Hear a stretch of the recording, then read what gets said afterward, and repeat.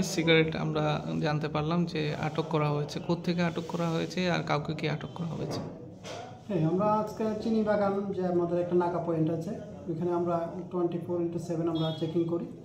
তো সেই চেকিং এরিয়াতে আমরা আজকে যখন একটা গাড়ি আসছে, আমরা নাকা তখন ক্লোজ ছিল, একটা বোলেরো গাড়ি যার নাম্বার TR02F0799, ওই গাড়িটি আমরা ডিটেইন করি। ডিটেইন করার পরে চেকিং করে দেখে ওটার মধ্যে প্রায় 39টা কার্টুনে 3,90,000 এটা বার্মিজ সিগারেট বলে যেটা, ওইটা আমরা পেয়েছি। আর এখানে আমাদের সঙ্গে অনেক সময় বিএসএফের যে ব্রাঞ্চের তারাও থাকে, তারা অবজারভেশন করার জন্য আজকে ওরা ছিল। তো এগুলো আমরা থানাতে নিয়ে এসেছি এবং গাড়ি চালককেও থানাতে নিয়ে এসেছি। আমরা যে আইনি প্রক্রিয়া ওটা এখন চলছে।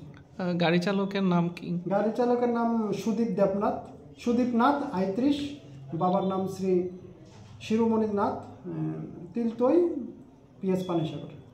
এই প্রাথমিকভাবে যে তদন্ত করেছেন, আপনারা কি ভাবছেন যে এগুলা কোথায় যাওয়ার জন্য নিয়ে যাওয়া হচ্ছিল? এখনও ড্রাইভার বিশেষ কিছু বলেনি, তবে যতটুকু ইয়ে করা যায় এগুলো বই দেশে মানে বাংলাদেশে পাচারের জন্য এটা নেওয়া হচ্ছে।